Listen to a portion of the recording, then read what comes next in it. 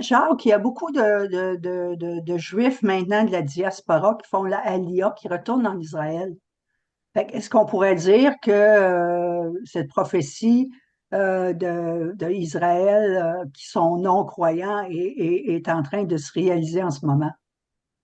Ben non, parce que la prophétie qui parle d'Israël retournant dans son pays, ça va être accompli par Jésus lui-même.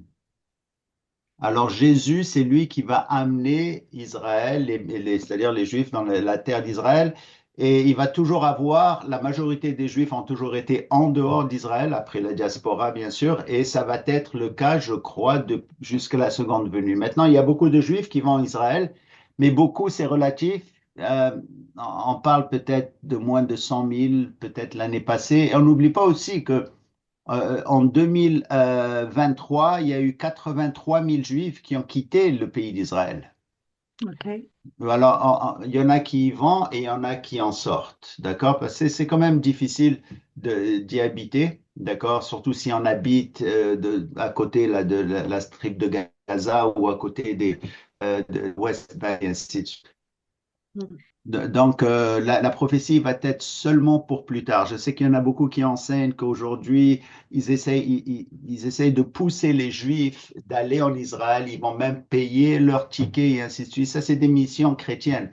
Mais les prophéties disent non, pas tout de suite. Ça va arriver seulement plus tard, quand Jésus va revenir.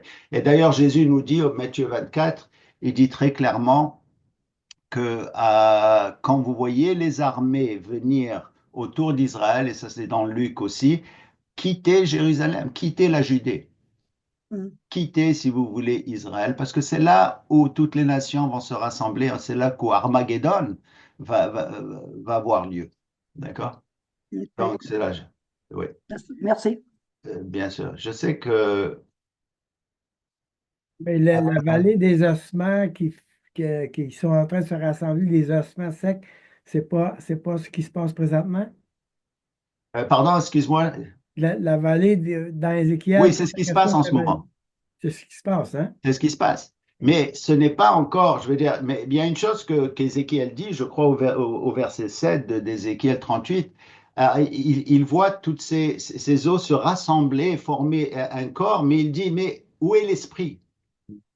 Il n'y a pas d'esprit. Mhm. Alors ça nous demande, ça touche un peu la prophétie de Jésus qui dit, voilà, vous allez voir le figuier donner des feuilles, mais pas des fruits encore. D'accord? Alors ce qui nous demande qu'Israël n'est pas encore dans la croyance. Alors ce qu'Ézéchiel a vu, c'est simplement Israël venir, comme nous le voyons aujourd'hui. Et là, on peut voir la progression d'ailleurs. On voit dans Ézéchiel 38, 39, la première venue, les Juifs en Israël comme on les voit aujourd'hui.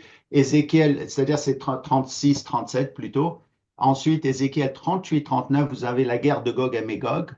Donc, Israël va être attaqué par la Russie, par l'Iran, la Turquie, et ainsi de suite, et d'autres pays arabes. Donc, vous voyez aussi Psaume 83. Donc, cette progression d'Ézéchiel 37 à 38, 39.